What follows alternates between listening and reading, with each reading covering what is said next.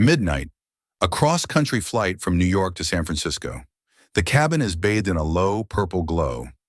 Daniel Carter, a 41-year-old systems engineer and single father, is buried in his laptop. Beside him sits a woman in business class, Victoria Lang. She's elegant, sharp, and clearly used to the clouds. They've been talking for an hour, sharing stories about work, loss, and the rhythm of life. Suddenly, she closes her book and looks him in the eye. "I don't have a husband. Can I date you?" At 30,000 feet, Daniel freezes. The air goes still. Watch him. Listen to the truth. Now. Daniel Carter was a man who lived in the quiet architecture of precision. At 41, his face was a map of focus and weary resilience, etched with the subtle lines of a man who spent his days fixing complex network failures and his nights protecting the heart of a 10-year-old girl. He was a senior systems engineer for a major tech firm, a job that required him to find the ghost in the machine before the system crashed. In the world of high-speed data in Silicon, Daniel was a master of stability, but in the world of human connection, he was a ghost himself. Daniel's life was a masterpiece of routine. Every morning started at 6 a.m. with the smell of toast and the frantic search for a missing school shoe. He was a single father to Emma. 3 years ago, his world had been hollowed out when his wife, Sarah, passed away after a quiet but devastating battle with illness. Since that day, Daniel had systematically dismantled his old, high-pressure life. He had walked away from the 60-hour work weeks and the executive titles. He chose a stable back-end role specifically because it allowed him to be home for the science projects, the piano recitals, and the Saturday morning pancakes. He didn't need a corner office. He needed to be the anchor for his daughter. He rarely thought about himself. He didn't go to the bars. He didn't use the dating apps. He assumed that his chapter of romance had ended when the hospital monitors went flat. He was content with his team of two.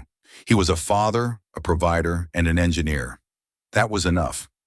On this particular evening, Daniel was on a night flight to San Francisco. He was heading to a major tech summit to present a small project his team had been developing. It was a rare business trip, one he had nearly declined until his sister agreed to watch Emma. He sat in seat 4A, the blue light of his laptop reflecting in his glasses. He was reviewing the final slides of his presentation, trying to ignore the hum of the jet engines and the soft snoring of the passenger 3 rows back. The cabin was a sanctuary of silence. Most people were sleeping, tucked under thin blankets, dreaming of their destinations. Daniel felt the familiar weight of his laptop on his knees, a physical barrier between him and the rest of the world. He was used to being alone in a crowd. He was used to the visibility of his job and the invisibility of his soul. He checked his watch. 4 hours to go.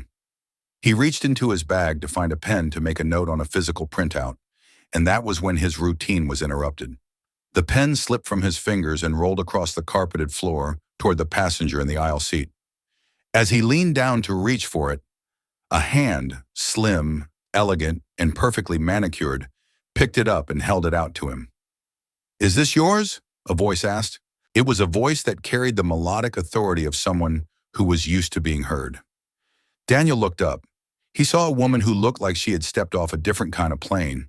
She was wearing a tailored charcoal blazer and had an air of effortless confidence. He took the pen, offering a small, polite nod. "Yes, thank you." He expected her to turn back to her book. He expected the wall of silence to return, but she didn't turn away. She looked at his screen, then at him, and for the first time in 3 years, Daniel felt the air in the cabin become a little thinner. He didn't know that Victoria Lang, the woman beside him, had spent her entire life making split-second decisions, and she had just decided that she wanted to know the story behind the man in seat 4A. The conversation didn't start with a bang. It started with a whisper about a technical diagram. "That's a beautiful latency map," Victoria noted, nodding toward Daniel's screen. "But your secondary node seems to be bottlenecking the refresh rate. Are you using a legacy protocol?" Daniel blinked, surprised. Usually when people looked at his screen, they saw a mess of colorful lines and data points. They didn't see latency maps. He adjusted his glasses.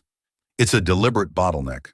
We're stress testing the buffer capacity for a decentralized network, And yes, we're testing it against legacy systems to ensure backwards compatibility.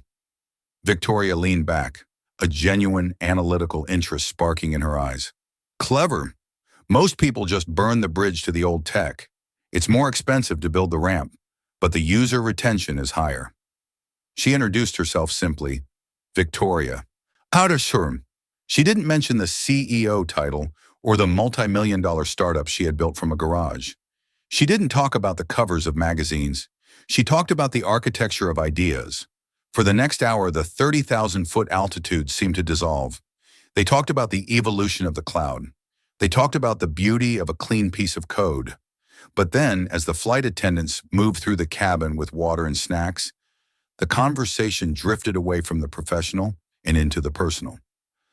Do you travel for work often? Victoria asked, sipping a cup of black coffee. Daniel shook his head. Not anymore. Not since my daughter started school. I prefer the ground these days. Victoria tilted her head, her gaze piercing but not unkind. You're a single dad? For 3 years now, Daniel replied. He found it surprisingly easy to say.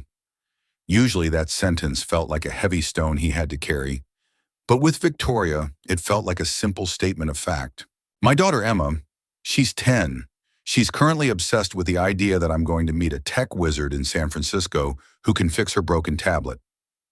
Victoria laughed, a rich, vibrant sound that made the quiet cabin feel warm. I might know a wizard or two, but it sounds like she already has the best one at home. Daniel felt a strange, forgotten warmth in his chest.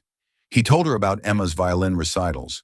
He told her about the time they tried to bake a cake and ended up calling the fire department because of a smoke alarm glitch. He told her about the silence of his house and the way he had learned to navigate the world as a team of two. Victoria listened. She didn't just wait for her turn to speak. She listened with the kind of intensity that Daniel usually reserved for his servers. She shared her own life, the frantic pace of a startup founder, the loneliness of the top floor, and the realization that she had spent 10 years building a kingdom but hadn't built a home. I've spent my life measuring success by the growth of a user base, Victoria admitted, her voice dropping into a vulnerable register. I've seen every city in the world through the window of a taxi or a boardroom. I've met thousands of ambitious, brilliant people, but I've met very few who are actually here, right now. They discovered they both loved the same obscure historical biographies. They both preferred long, quiet walks in the rain to loud parties. They both found the modern obsession with optimization to be exhausting. The connection was there, undeniable and electric. It was the kind of spark Daniel thought was a myth, but as the cabin lights dimmed even further, the atmosphere shifted. Victoria went quiet for a few minutes, looking out the dark window at the distant, flickering lights of the Midwest below. She was processing the data of the last hour. She saw a man who was honest, capable, and profoundly kind. She saw a man who wasn't trying to sell her anything. Daniel turned back to his laptop, thinking the conversation had reached its natural end. He felt a bit of regret. He would have liked to keep talking. He was about to put on his headphones when Victoria spoke again. Her voice was steady, but there was a tremor of something raw underneath. Daniel, she said, her eyes locking onto his with a directness that made his heart stop. I don't have a husband. The sentence was so blunt, so sudden, it felt like a technical error in his brain. Daniel paused, his fingers hovering over the keyboard. I assumed, someone like you. Victoria didn't let him finish. She wasn't a woman who waited for the system to catch up. She was the one who pushed the update. And I don't like wasting time, she continued. Life is too short for the maybe and the eventually. I've seen enough of the world to know when I'm looking at something real. So, can I date you? At 30,000 feet, Daniel Carter, the man who could solve any logic conflict in a heartbeat, completely stood. He was frozen. The air in the cabin felt pressurized in a way he had never experienced. He looked at her, and then at the clouds, and then back at her. The silence stretched until it felt like the jet was standing still in the air. The shock on Daniel's face was total. For a man who lived in a world of if-then statements and logical loops, Victoria's question was a system-fatal error. He sat there, his mouth slightly open, the blue light of his laptop fading into the background. Are you, are you serious? Daniel finally stammered, his voice sounding thin in the pressurized air. Victoria didn't flinch. She didn't look away. She actually smiled, a small, confident grin that told him she had already run the simulations and liked the outcome. I'm always serious when it comes to things that matter, Daniel. I don't ask questions I don't want the answer to. Daniel let out a short, nervous laugh. He rubbed the back of his neck, feeling a flush of heat in his cheeks. That's the most direct question I've ever heard on a flight. Or anywhere, really. I'm a systems engineer, Victoria. I'm a dad who wears cargo pants and worries about lunchbox nutrition. And I'm a CEO who worries about market volatility and board meetings, Victoria countered, her voice softening. Titles are just labels we put on the box so the post office knows where to send the mail. But I'm looking inside the box, Daniel. I see a man who actually listens when I talk. I see a man who chose his daughter over his ego. And I see someone who looks at the world with honest eyes. That's more valuable to me than $1 billion valuation. She leaned in slightly, the scent of her perfume, something subtle and expensive, filling his senses. I meet a lot of successful men, Daniel. Men who spend the first 10 minutes of a conversation listing their achievements like they're reading a resume. Men who are so busy being important that they forgot how to be human. You didn't tell me what you own. You told me what you love. You told me about Emma's violin. You told me about the cake you burned. That's why I'm asking. Daniel looked down at his hands. They were the hands of a worker, calloused and steady. He thought about Sarah. He thought about the 3 years of quiet, lonely nights. He thought about the fortress he had built around himself. Dating a CEO sounds complicated, Daniel said, a slow smile finally breaking through his shock. Victoria laughed, and this time, a few people in the rows ahead shifted in their sleep. Running a company is complicated, Daniel. Balancing a global supply chain is complicated. Raising a 10-year-old girl is definitely complicated. But a date? A date is just two people having a conversation and seeing if the silence is as comfortable as the talk. We're already halfway there. Daniel looked at her, really looked at her, without the professional mask. He saw the strength in her jaw, but he also saw the loneliness she had mentioned earlier. He realized that they were both just passengers on a long flight, looking for a place to land. Why me, though? Daniel asked. You could have anyone. You could have a billionaire who understands your world perfectly. I don't need someone who understands my world, Victoria replied firmly. I need someone who can remind me that there's a world outside of it. I need someone who can tell me when I'm being too much of a CEO and not enough of a person. My daughter? Well, if I had one, I'd want her to have a dad like you. That's the highest compliment I can give a man. Daniel felt a thick lump form in his throat. He realized that Victoria wasn't looking for a tech wizard or a partner in a merger. She was looking for an anchor. And for the first time in years, Daniel felt like he might be strong enough to hold her. I have a rule, Daniel said, his voice regaining its steady engineer's tone. Victoria raised an eyebrow. Oh? A rule? I like rules. They provide structure. I'm never late for Emma's dinner, Daniel stated. If we do this, my schedule isn't flexible. My daughter comes first, always, no exceptions. Victoria reached out and placed her hand on his. A brief, warm touch that sent a jolt of electricity through his arm. Daniel, if you had said anything else, I would have been disappointed. I'm not looking for your time. I'm looking for your heart.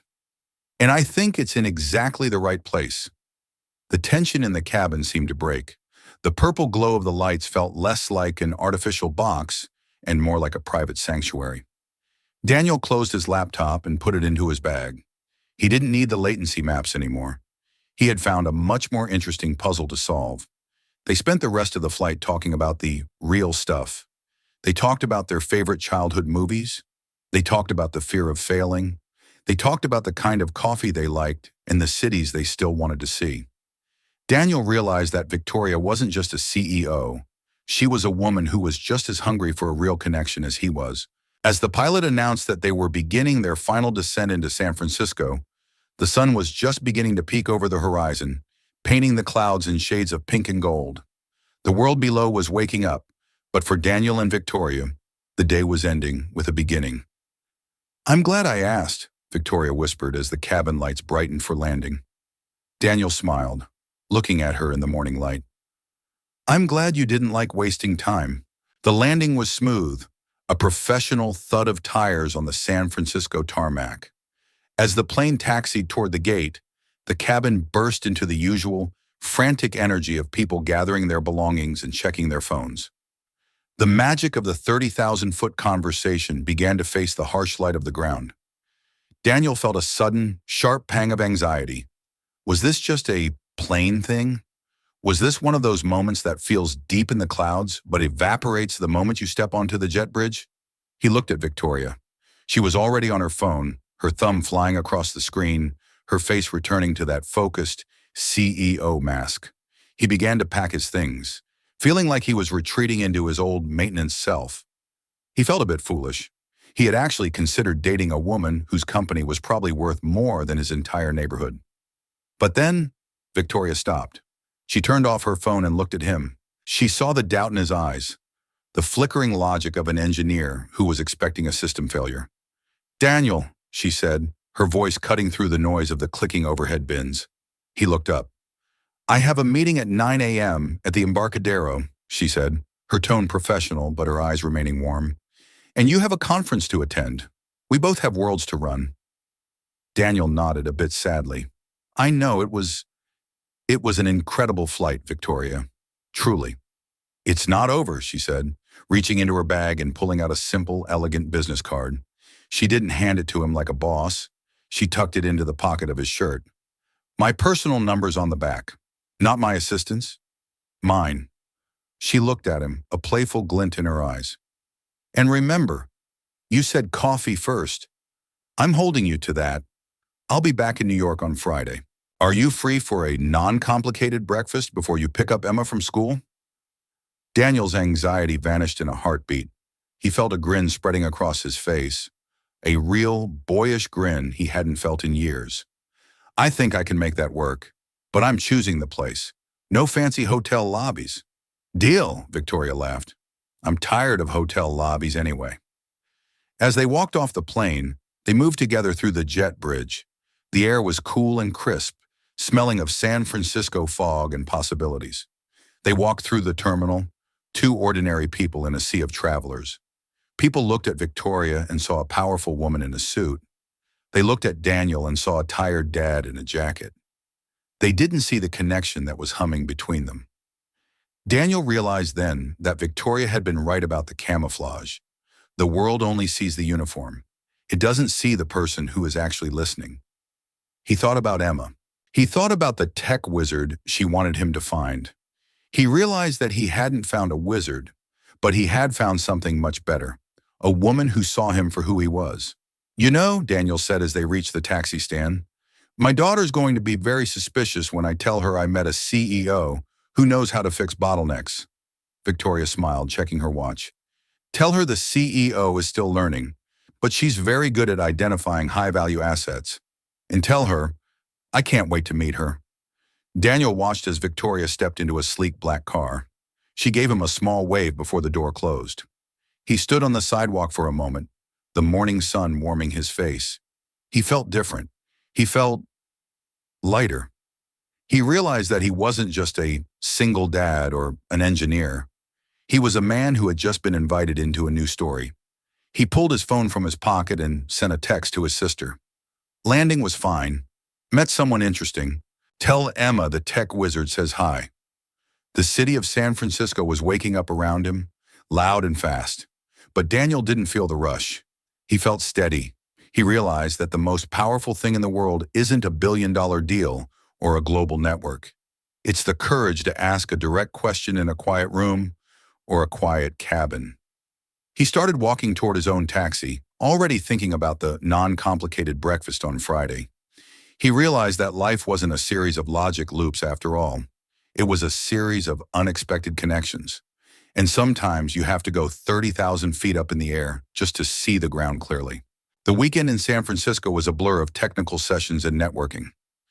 Usually, Daniel would have been counting the hours until he could fly home. But this time, his mind was constantly drifting back to the conversation in seat 4A. He looked at the business card in his wallet 10 times a day. He wondered if he should call or if he should wait for Friday. He realized that he was feeling something he hadn't felt since Sarah. Anticipation. When he finally landed back in New York on Thursday night, the first thing he did was hug Emma so tight she laughed.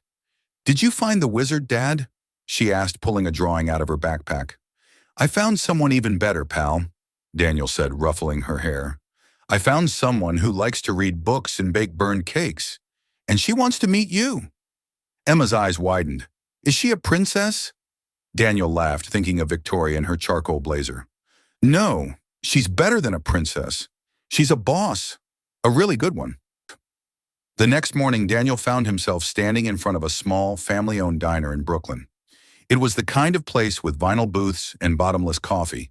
It was the complete opposite of a corporate boardroom. He checked his reflection in the window. He was wearing his favorite cargo pants and a clean polo shirt. He felt like himself. A black sedan pulled up to the curb. Victoria stepped out. She wasn't wearing the blazer today.